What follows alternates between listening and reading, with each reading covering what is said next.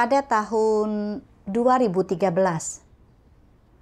aku dinyatakan sebagai seorang pemimpin palsu dan diberhentikan setelah ditemukan bahwa aku tidak mencari prinsip-prinsip dalam tugasku, serta membiarkan watak congkakku menentukan tindakanku.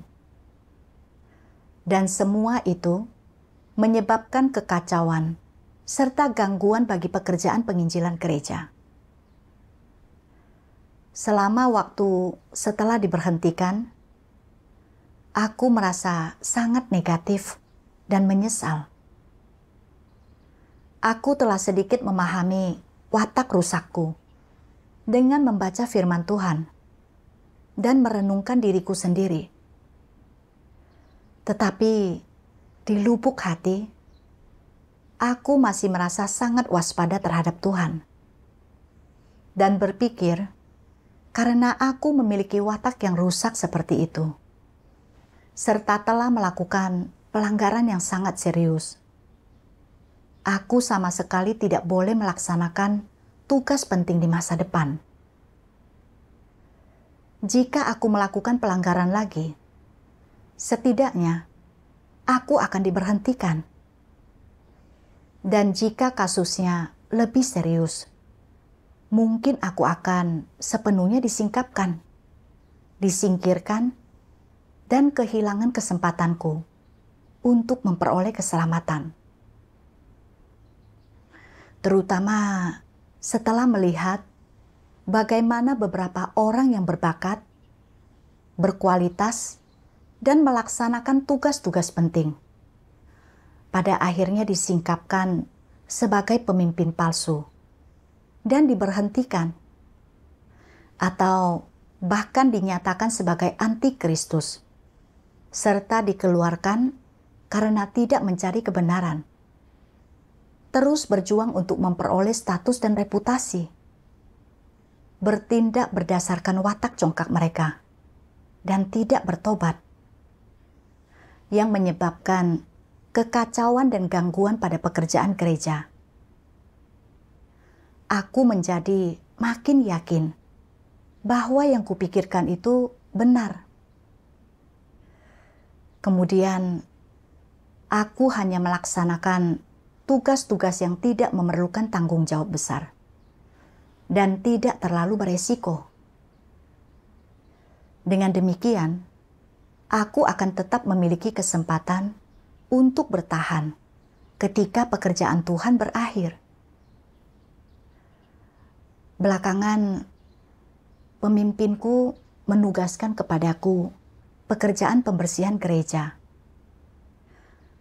Aku berpikir, dahulu saudari-saudari tertentu yang melaksanakan pekerjaan pembersihan telah diberhentikan karena bertindak berdasarkan watak rusak mereka dan tidak menaati prinsip-prinsip, sehingga menyebabkan kekacauan dan gangguan pada pekerjaan gereja. Namun, pengetahuanku akan kebenaran lebih sedikit dari mereka, dan aku memiliki watak congkak yang serius seperti itu. Jika aku melakukan sesuatu yang mengacau atau mengganggu, berarti aku sudah melakukan kejahatan. Setelah merenungkannya, aku memutuskan untuk menolak tugas tersebut. Kemudian, pemimpin menugaskan kepadaku pekerjaan menulis. Dan aku sangat senang dengan tugas tersebut.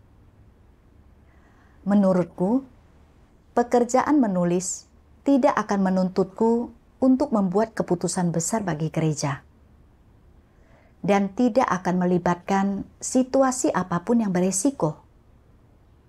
Jadi, aku menerimanya dengan senang hati. Pada tahun 2017, pemimpinku kembali mencariku, memberitahuku bahwa pekerjaan pembersihan gereja sangat membutuhkan pekerja dan mengungkapkan harapan agar aku memikirkan maksud Tuhan, serta mengambil peran dalam kelompok pembersihan. Aku masih merasa agak enggan, tetapi aku teringat bahwa aku sudah pernah menolak tugas itu 1 kali. Dan jika aku menolaknya lagi, karena mempertimbangkan masa depan serta prospekku, berarti aku akan mengkhianati Tuhan. Tak sepatutnya aku tidak berhati nurani seperti itu. Di tengah penderitaanku, aku berdoa kepada Tuhan dan memohon kepadanya untuk membimbingku agar bisa terbebas dari keadaan yang salah itu. Belakangan, aku menemukan bagian firman Tuhan ini. Ada orang-orang yang seberapa banyak pun watak rusak yang mereka perlihatkan, mereka tidak mencari kebenaran untuk membereskannya. Sebagai akibatnya, bahkan setelah bertahun-tahun percaya kepada Tuhan, watak mereka tetap tidak berubah. Mereka berpikir, setiap kali aku melakukan sesuatu, aku memperlihatkan watak rusakku. Bila aku menahan diri untuk tidak melakukan sesuatu, aku tidak memperlihatkan watak rusakku. Bukankah itu sudah mengatasi masalah? Bukankah ini seperti menghindari makan karena takut tersedak? Apa akibat dengan melakukan ini? Itu hanya akan menyebabkan kelaparan.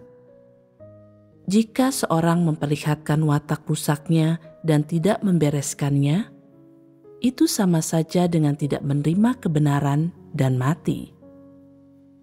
Apa konsekuensi bila engkau percaya kepada Tuhan dan tidak mengejar kebenaran? Engkau akan menggali kuburmu sendiri.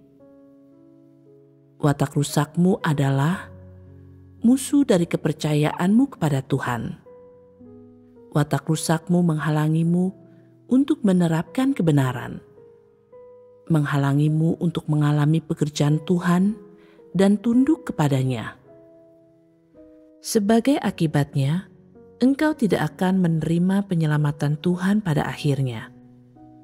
Bukankah itu sama dengan menggali kuburmu sendiri? Watak iblis dalam dirimu menghalangimu untuk menerima dan menerapkan kebenaran. Engkau tidak dapat menghindarinya. Engkau harus menghadapinya. Jika engkau tidak mampu mengatasinya, watak iblis dalam dirimu itu akan mengendalikan dirimu. Jika engkau mampu mengatasinya, engkau tidak akan lagi terkekang olehnya, dan engkau akan bebas. Setelah merenungkan firman Tuhan, aku menyadari bahwa aku juga menahan diri untuk tidak makan karena takut tersedak. Karena aku telah diberhentikan, sebab tidak mencari kebenaran, bertindak berdasarkan watak congkakku, dan mengacaukan, serta mengganggu pekerjaan penginjilan gereja. Aku menjadi waspada dan diliputi kesalahpahaman. Aku tak mau mengemban tugas penting dan puas hanya dengan melaksanakan tugas apapun yang tidak penting. Yang penting, aku tidak membuat kesalahan atau tidak memiliki masalah apapun. Ketika mendapat tugas penting, tanpa sadar, aku beralih ke mode perlindungan diri. Karena khawatir jika aku membiarkan watak yang rusak menentukan tindakanku dan kembali menyebabkan kekacauan serta gangguan bagi gereja, aku mungkin akan diberhentikan dan disingkirkan. Aku selalu ingin menolak tugas tersebut. berpikir bahwa dengan demikian aku dapat melindungi diriku. Aku selalu menghindar untuk menangani watak rusakku dan tidak mencari kebenaran untuk membereskannya. Jika aku terus seperti itu, bukan hanya watak hidupku tidak akan berubah sedikit pun, melainkan kemampuanku untuk memperoleh keselamatan juga akan menjadi tidak pasti. Firman Tuhan juga memberiku jalan penerapan, menunjukkan kepadaku bahwa aku harus berhenti menghindar untuk menangani watak rusakku dan harus mencari kebenaran untuk membereskannya. Belakangan, aku merenungkan natur rusak apa yang menyebabkanku selalu bersikap waspada terhadap Tuhan dan menolak tugas yang diberikan. Suatu hari, aku menemukan bagian firman Tuhan ini. Aku sangat menghargai orang-orang yang tidak menaruh curiga terhadap orang lain. Dan aku juga sangat menyukai mereka yang siap menerima kebenaran. Terhadap kedua jenis manusia ini, aku menunjukkan perhatian yang besar. Karena di mataku mereka adalah orang-orang yang jujur.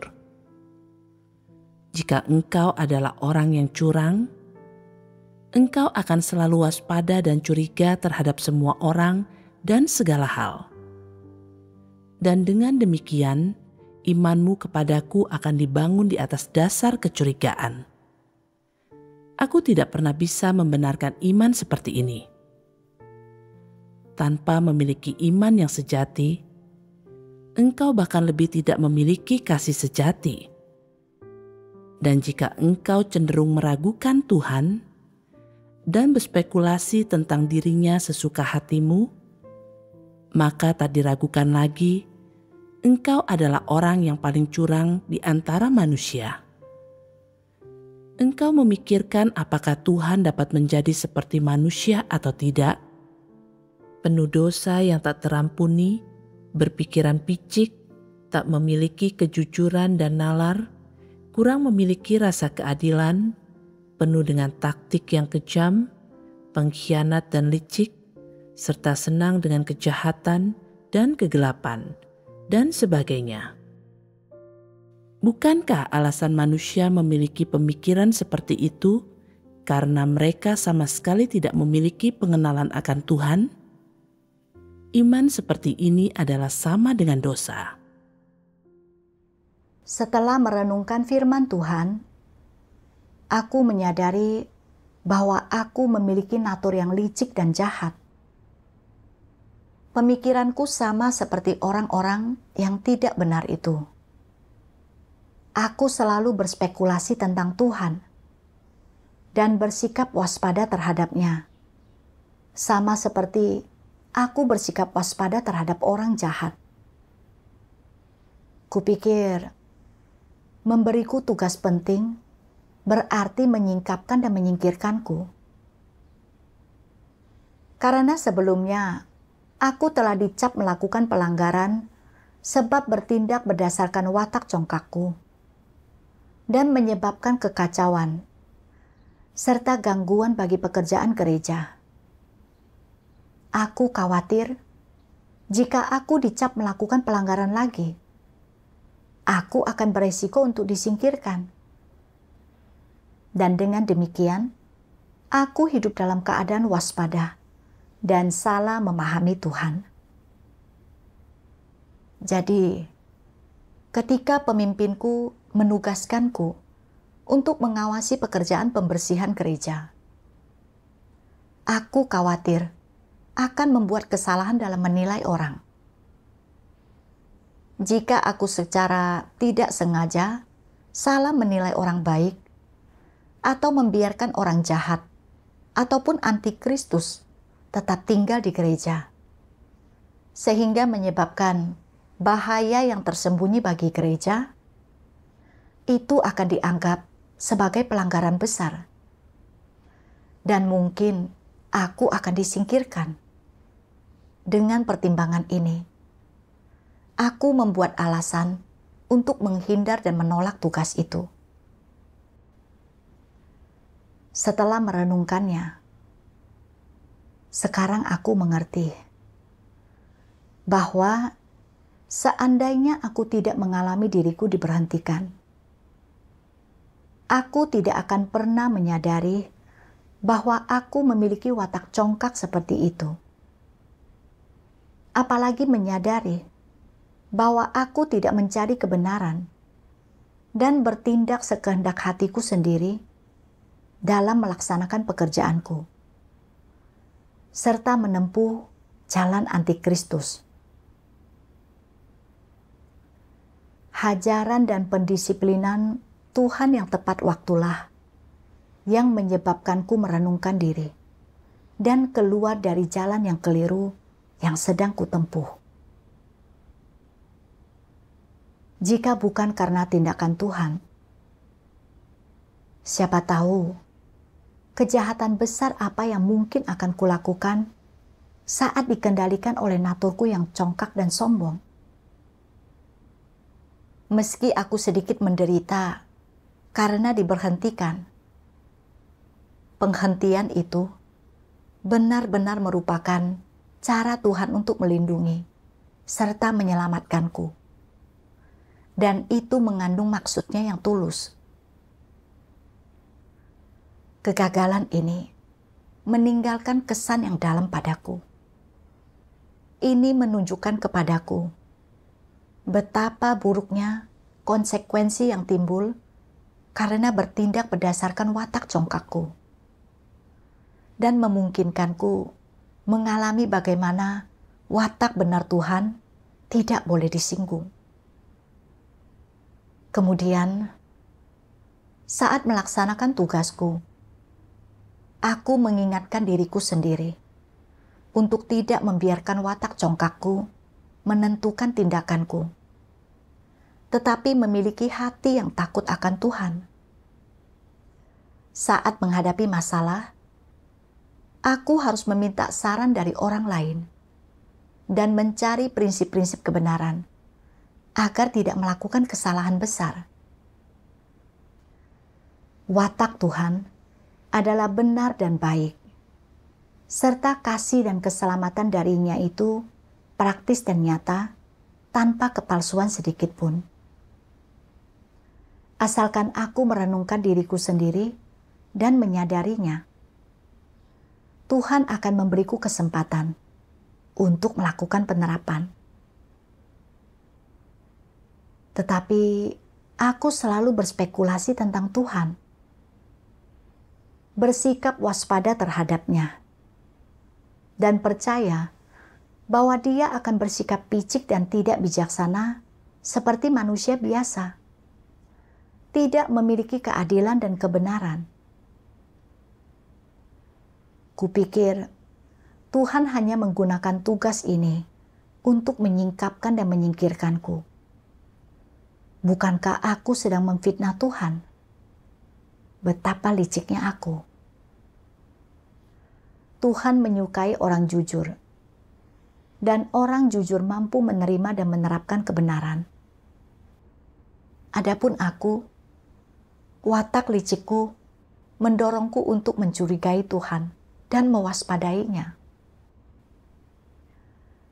Aku sudah berulang kali menghindari tugas yang diberikan kepadaku dan tidak mampu melaksanakan tanggung jawab serta tugasku dengan hati yang terbuka dan jujur. Jika aku tetap seperti itu, bukankah aku akan menghancurkan diriku sendiri? Setelah menyadarinya, aku merasa sangat menyesal dan berdoa kepada Tuhan di dalam hati, ingin menghargai kesempatan untuk melaksanakan tugasku, mengandalkan Tuhan untuk melakukan pekerjaan pembersihan dengan baik, dan berhenti menentang serta menolak tugas itu. Kemudian aku mulai melaksanakan pekerjaan pembersihan di gereja. Suatu hari, sebuah kasus pengusiran menarik perhatianku.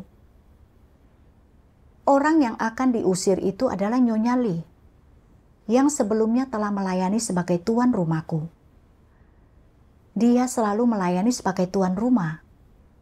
Dan aku bahkan pernah merasa iri kepadanya karena melaksanakan tugas yang tidak terlalu penting. Sebab kupikir, kemungkinannya untuk melakukan pelanggaran besar lebih kecil. Menerapkan iman dengan cara seperti itu tidak akan terlalu beresiko.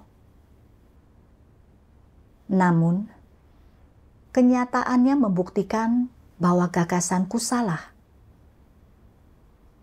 Meskipun Nyonya Lee tidak melaksanakan tugas penting, watak congkaknya tidak pernah berubah. Dan dengan upayanya yang sia-sia, bahkan dia telah menggunakan serta memanipulasi putrinya yang merupakan seorang pemimpin gereja untuk mengendalikan gereja. Sehingga menyebabkan kekacauan pada gereja. Aku juga terpikir bahwa kebanyakan orang yang telah disingkapkan sebagai orang tidak percaya dan pelaku kejahatan tidak melaksanakan tugas penting. Tetapi pada akhirnya disingkirkan karena tidak mengejar kebenaran, bertindak sembrono, dan sembarangan berdasarkan watak iblis mereka. Tidak bertobat, serta melakukan segala macam tindakan kejahatan. Aku sangat terkejut setelah menyadari hal ini. Dan kemudian, aku menemukan bagian firman Tuhan ini. Sebagian orang berpikir, siapapun yang memimpin, dia adalah orang yang bodoh dan dungu, dan membawa kehancuran bagi dirinya sendiri. Karena bertindak sebagai pemimpin, pasti akan membuat orang menunjukkan kerusakannya agar Tuhan dapat melihatnya. Akankah ada begitu banyak kerusakan yang terungkap jika mereka tidak melakukan pekerjaan ini? Sungguh ide yang tidak masuk akal. Jika engkau tidak bertindak sebagai pemimpin, apakah engkau tidak akan memperlihatkan kerusakan? Apakah tidak menjadi seorang pemimpin dan juga lebih sedikit menunjukkan kerusakan, berarti engkau telah memperoleh keselamatan? Berdasarkan argumen ini, apakah mereka yang tidak menjadi pemimpin adalah mereka yang bisa bertahan dan diselamatkan? Bukankah pernyataan ini sangat konyol? Orang-orang yang menjadi pemimpin membimbing umat pilihan Tuhan untuk makan dan minum firman Tuhan dan mengalami pekerjaan Tuhan. Persyaratan dan standar ini memang tinggi, sehingga tidak dapat dihindari bahwa para pemimpin akan memperlihatkan keadaan yang rusak ketika mereka pertama kali memulai pekerjaannya. Ini normal dan Tuhan tidak mengutuknya. Tuhan tidak hanya tidak mengutuknya, namun Dia juga mencerahkan, menerangi, dan membimbing orang-orang ini, serta memberikan beban tambahan kepada mereka. Selama mereka bisa tunduk pada bimbingan dan pekerjaan Tuhan, kemajuan hidup mereka akan lebih cepat dibandingkan dengan orang biasa.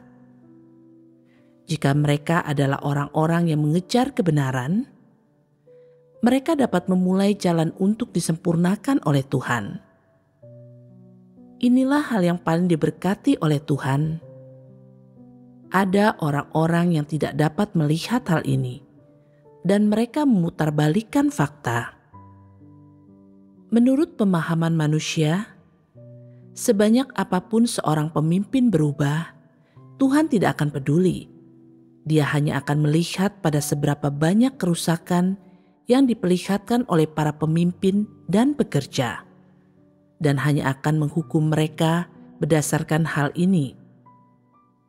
Dan bagi mereka yang bukan pemimpin dan pekerja, karena mereka hanya memperlihatkan sedikit kerusakan, sekalipun mereka tidak berubah, Tuhan tidak akan menghukum mereka.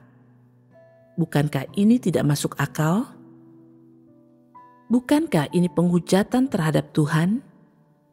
Jika engkau sangat menentang Tuhan di dalam hatimu, dapatkah engkau diselamatkan? Engkau tidak dapat diselamatkan. Tuhan menentukan kesudahan manusia, terutama berdasarkan apakah mereka memiliki kebenaran dan kesaksian yang benar, dan ini terutama bergantung pada apakah mereka adalah orang-orang yang mengejar kebenaran atau bukan. Jika mereka memang mengejar kebenaran, dan mereka dapat sungguh-sungguh bertobat setelah mereka dihakimi dan dihajar karena melakukan pelanggaran, asalkan mereka tidak mengucapkan kata-kata atau melakukan hal-hal yang menghujat Tuhan, mereka pasti akan dapat memperoleh keselamatan.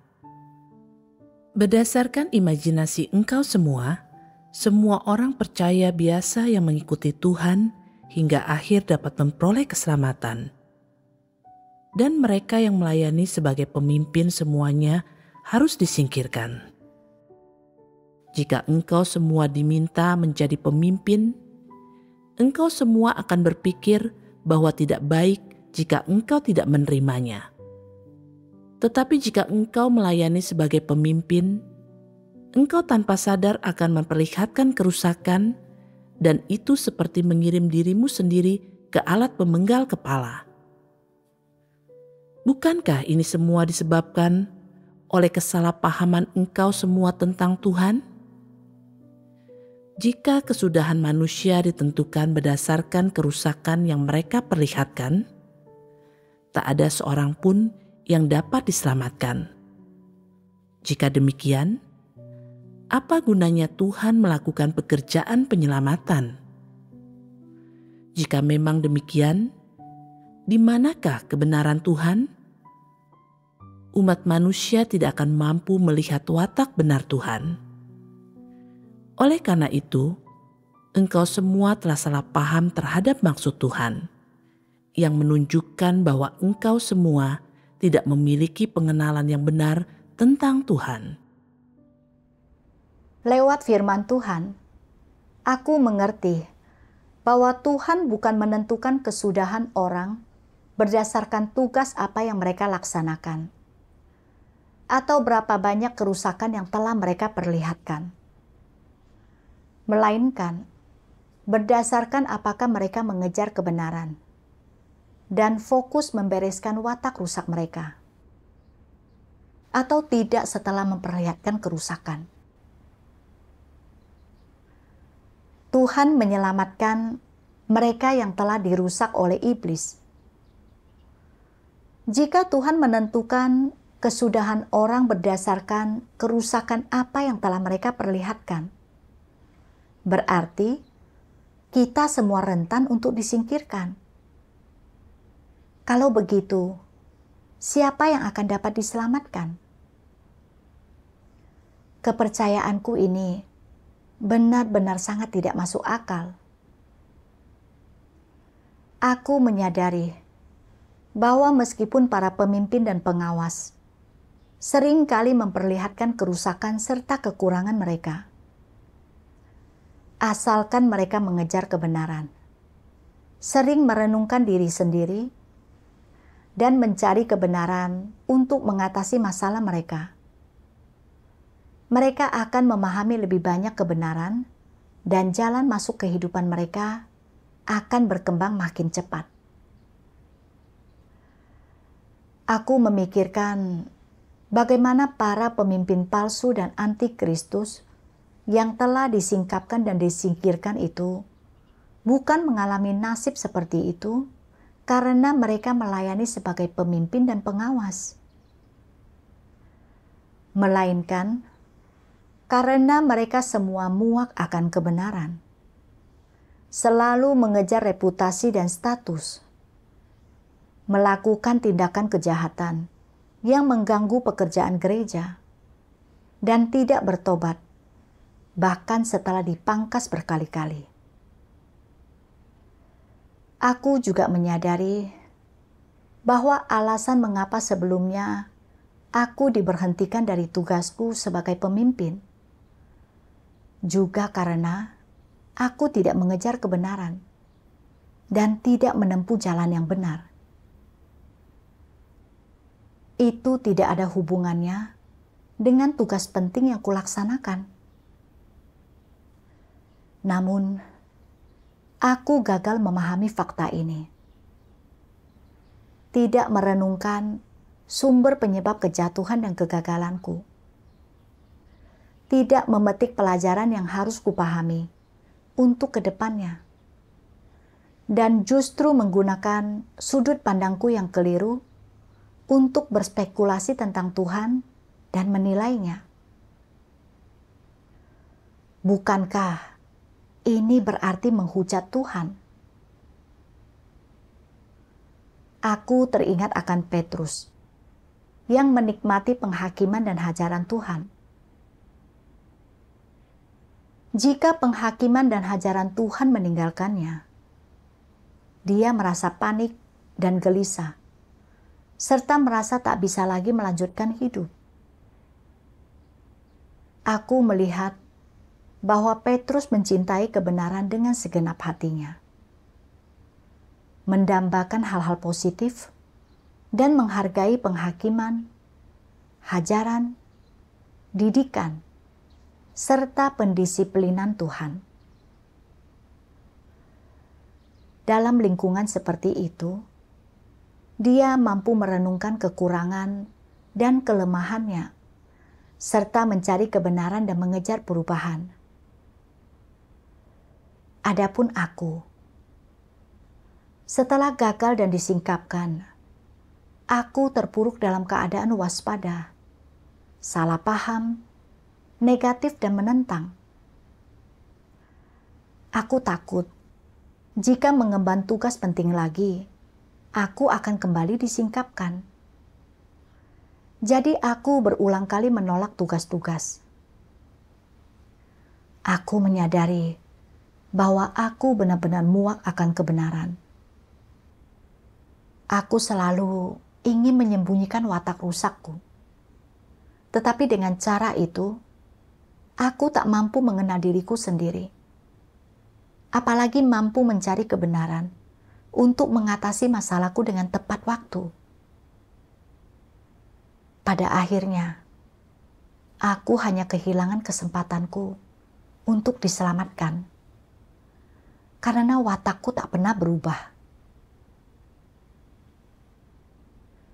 Aku telah menemukan jalan penerapan melalui pengalaman Petrus. Saat memperlihatkan kerusakan, aku harus fokus memahami diriku sendiri, serta mencari kebenaran untuk membereskannya.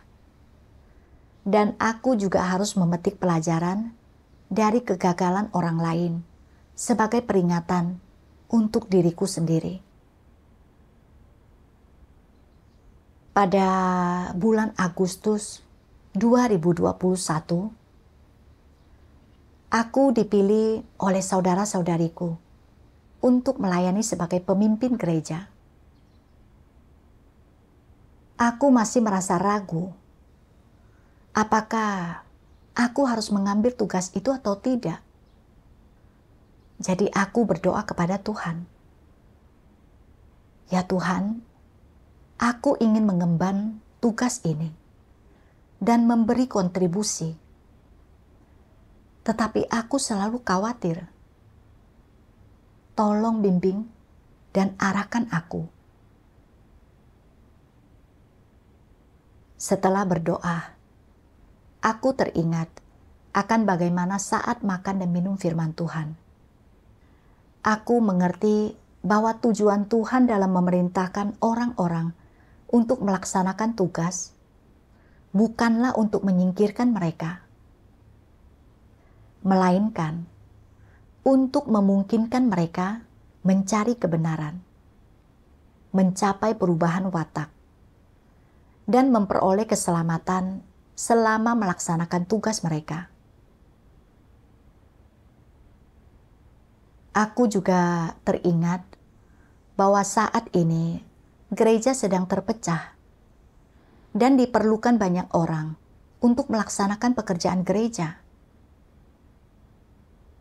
Di momen penting seperti itu, aku tak boleh hanya memikirkan kepentingan pribadiku sendiri. Jika aku menolak tugas lagi, itu hanya akan menunjukkan bahwa aku benar-benar tidak memiliki kemanusiaan. Aku harus memikirkan maksud Tuhan dan melaksanakan tugas yang harus kulaksanakan. Belakangan, aku terus bertanya-tanya, mengapa aku menjadi khawatir dan takut setiap kali diberi tugas penting? Apa niat yang keliru di balik ini? Di tengah pencarianku, aku menemukan bagian firman Tuhan ini. Antikristus tidak pernah menaati pengaturan rumah Tuhan, dan mereka selalu sangat mengaitkan tugas, ketenaran, keuntungan, dan status dengan harapan untuk mendapatkan berkat dan tempat tujuan di masa depan. Seolah-olah begitu reputasi dan status mereka hilang, harapan mereka untuk mendapatkan berkat dan upah pun hilang, dan ini rasanya seperti kehilangan nyawa mereka. Mereka berpikir, aku harus berhati-hati, aku tidak boleh lengah, rumah Tuhan, saudara-saudari, para pemimpin dan pekerja, dan bahkan Tuhan, semuanya tidak dapat diandalkan. Aku tidak dapat mempercayai seorang pun dari mereka. Orang yang paling bisa kuandalkan dan yang paling layak dipercaya adalah diriku sendiri. Jika aku tidak membuat rencana untuk diriku sendiri, lalu siapa yang akan memedulikanku? Siapa yang akan memikirkan masa depanku? Siapa yang akan memikirkan apakah aku akan mendapatkan berkat atau tidak? Oleh karena itu, aku harus membuat rencana dan perhitungan yang matang demi kepentinganku sendiri. Aku tidak boleh melakukan kesalahan, bahkan sama sekali tidak boleh ceroboh. Jika tidak, apa yang akan kulakukan jika ada orang yang mencoba mengambil keuntungan dariku? Jadi, mereka pun bersikap waspada terhadap para pemimpin dan pekerja rumah Tuhan, karena takut ada orang yang akan mengenali dan mengetahui yang sebenarnya tentang mereka, sehingga mereka kemudian akan dikeluarkan dan impian mereka untuk mendapatkan berkat akan hancur. Mereka berpikir bahwa mereka harus menjaga reputasi dan status mereka demi harapan mereka untuk mendapatkan berkat. Seorang antikristus memandang berkat sebagai sesuatu yang lebih besar daripada surga. Lebih besar daripada hidup, lebih penting daripada mengejar kebenaran, perubahan watak, atau keselamatan pribadi, dan lebih penting daripada melakukan tugas mereka dengan baik dan menjadi makhluk ciptaan yang memenuhi standar. Mereka berpikir bahwa menjadi makhluk ciptaan yang memenuhi standar, melakukan tugas mereka dengan baik dan diselamatkan, semua itu adalah hal-hal remeh yang hampir tidak layak disebutkan atau dikomentari. Sedangkan mendapatkan berkat adalah satu-satunya hal di sepanjang hidup mereka yang tidak akan pernah bisa dilupakan. Dalam apapun yang mereka hadapi, sebesar atau sekecil apapun, mereka menghubungkannya dengan diberkati dan sangat berhati-hati dan penuh perhatian, serta selalu mencadangkan jalan keluar untuk diri mereka sendiri. Jadi, ketika tugas mereka disesuaikan, jika itu adalah promosi, seorang antikristus akan berpikir ada harapan untuk mereka diberkati. Jika itu adalah penurunan jabatan, dari pemimpin tim menjadi asisten pemimpin tim, atau dari asisten pemimpin tim menjadi anggota kelompok biasa, mereka memperkirakan bahwa ini akan menjadi masalah besar dan mereka berpikir harapan mereka untuk mendapatkan berkat sangat kecil. Pandangan macam apa ini? Apakah itu pandangan yang benar? Sama sekali tidak. Pandangan ini tidak masuk akal. Firman Tuhan telah mengungkapkan bagaimana para antikristus hanya percaya kepada Tuhan untuk memperoleh berkat, mengutamakan kepentingan mereka sendiri dalam melaksanakan tugas mereka, dan menganggap bahwa memperoleh berkat adalah yang terpenting. Setelah merenungkan perilakuku sendiri, aku menyadari bahwa aku sama saja seperti antikristus. Aku tak merenungkan cara terbaik untuk melaksanakan tugasku sebagai makhluk ciptaan, dan justru mengutamakan memperoleh berkat. Dalam melaksanakan tugas, aku selalu takut-takut dan waspada. Selalu khawatir jika aku berbuat salah dan dianggap melakukan pelanggaran, aku akan kehilangan kesempatanku untuk memperoleh berkat.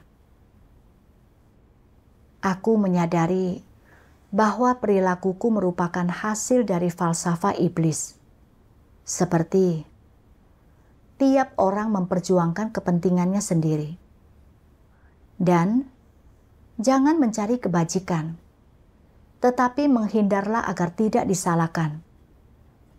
Mengakar dengan kuat di dalam hatiku dan menjadi prinsip-prinsip hidupku. Aku hanya percaya bahwa orang harus hidup untuk dirinya sendiri dan percaya kepada Tuhan untuk memperoleh berkat adalah hal yang benar dan wajar. Ketika gereja menuntutku untuk melaksanakan tugasku, aku berkali-kali menimbang-nimbang tugas mana yang akan memungkinkanku untuk memperoleh berkat, sekaligus tidak beresiko menyingkapkan kekurangan dan kerusakanku, serta menghindari situasi di mana aku mungkin akan melakukan kesalahan besar. Aku hanya mau melakukan tugas yang memenuhi syarat tersebut. Sebaliknya, aku menentang dan menolak tugas apapun yang tidak memungkinkanku memperoleh berkat. Memperoleh berkat mendominasi setiap aspek pelaksanaan tugasku.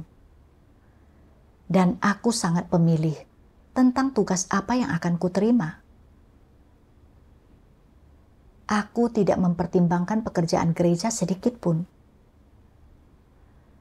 di mana ketundukan dan kesetiaanku kepada Tuhan. Aku hidup berdasarkan falsafah iblis tentang cara berinteraksi dengan orang lain. Selalu berusaha agar mendapat imbalan dari Tuhan dan menolak tugas yang diberikan kepadaku demi masa depan serta tempat tujuanku. Bukankah aku mengkhianati Tuhan? Makin kurenungkan, makin aku merasa bahwa kepercayaanku kepada Tuhan memang sangat tercela.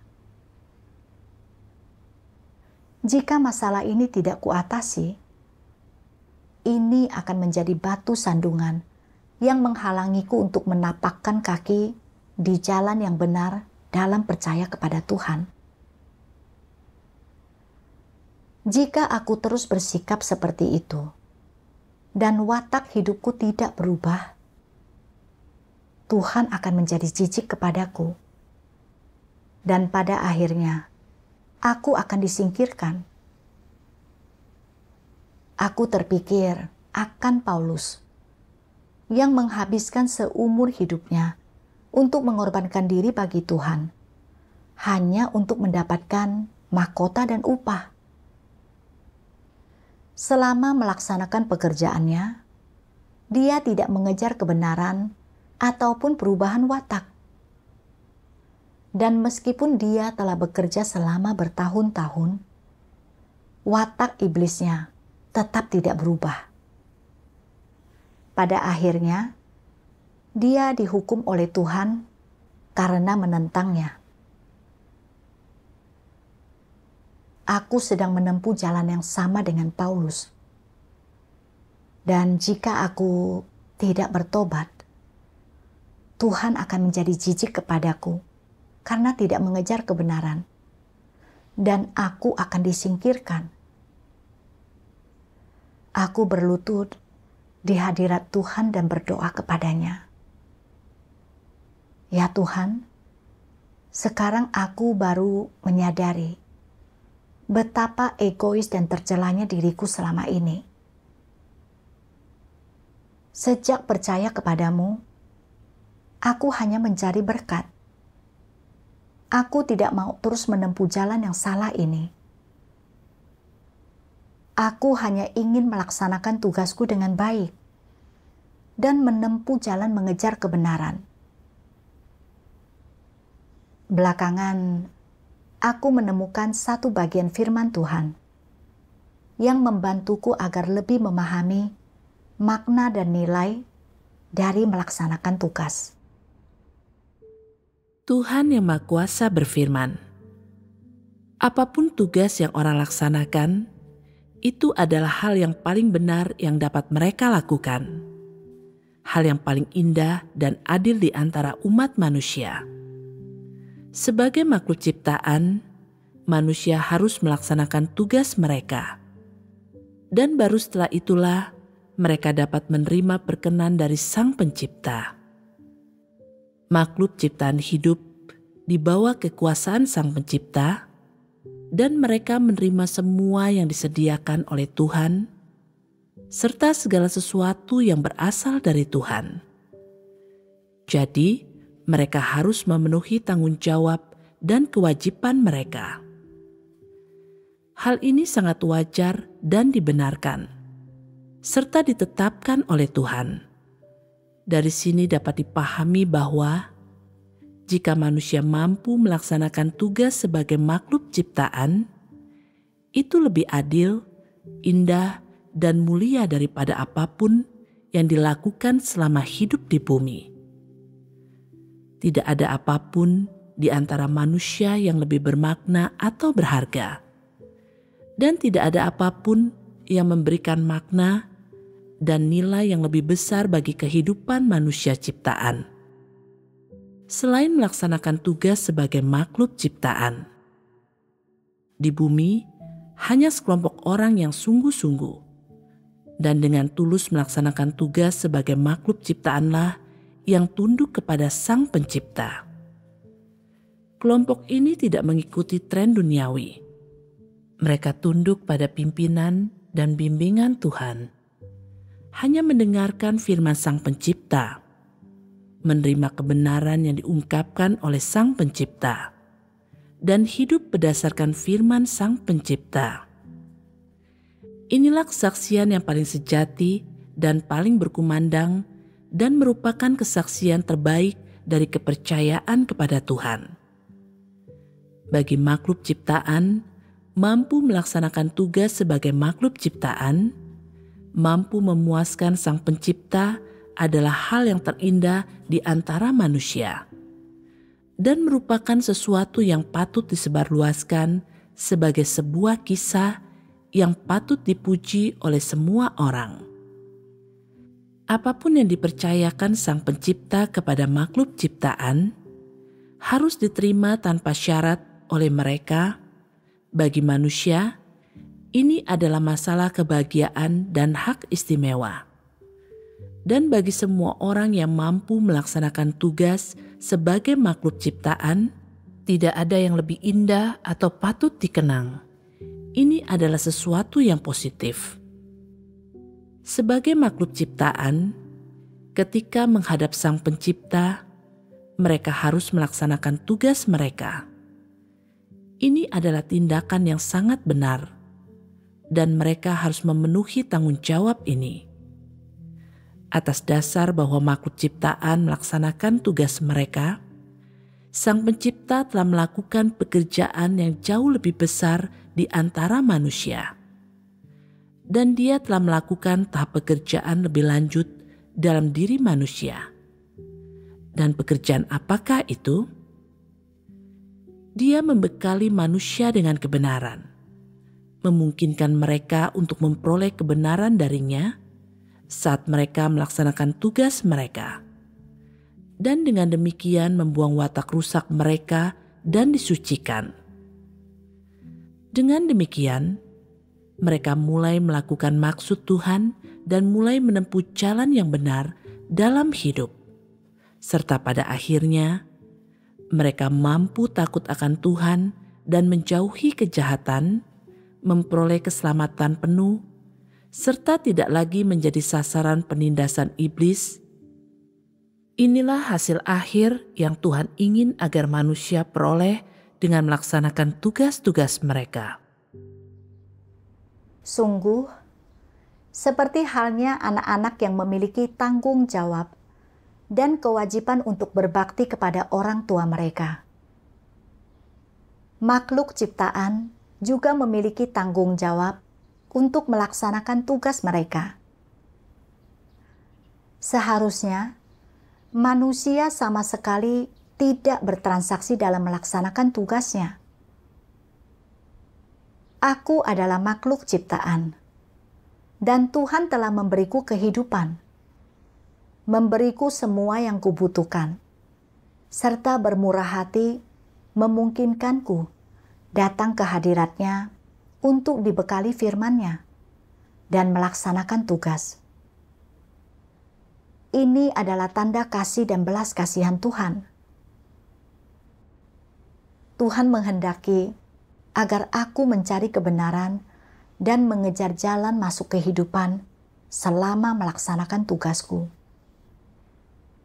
Dia ingin agar melalui situasi yang Dia atur untukku, aku bisa merenungkan diri, mengenal diriku sendiri, membereskan watak rusakku, menempuh jalan yang takut akan Tuhan, dan menjauhi kejahatan, menyingkirkan kerusakanku, dan memperoleh keselamatan darinya. Aku harus membuang niat dan hasratku untuk memperoleh berkat, memberikan hatiku kepada Tuhan, dan melaksanakan tanggung jawab, serta tugasku dengan jujur untuk menghibur hati Tuhan. Setelah itu, aku merasa jauh lebih lepas dalam melaksanakan tugasku. Meski aku masih sering merasa waspada dan salah memahami Tuhan, aku mulai secara sadar mencari kebenaran, memberontak terhadap diriku sendiri, mengutamakan kepentingan gereja, melaksanakan tugasku berdasarkan prinsip-prinsip kebenaran, dan menahan diri agar tidak bersikap takut-takut dan waspada. Setelah aku mulai menerapkannya dengan cara seperti itu, aku merasa jauh lebih damai dan tenang. Jika mengingat lagi seluruh pengalaman ini, entah saat aku bekerja sebagai pemimpin atau saat aku diberhentikan, aku menyadari bahwa Tuhan telah mengatur seluruh situasi ini dengan cermat, agar aku mampu mengenal diriku sendiri dan menyingkirkan kerusakanku. Itu merupakan pencerahan dan penerangan dari firman Tuhan yang memungkinkanku untuk menyadari pandanganku yang keliru, serta kerusakan dan ketidakmurnianku dalam tugasku. Memperoleh pemahaman akan maksud Tuhan yang sungguh-sungguh untuk menyelamatkan manusia. Dan akhirnya terbebas dari kesalahpahaman dan kewaspadaan.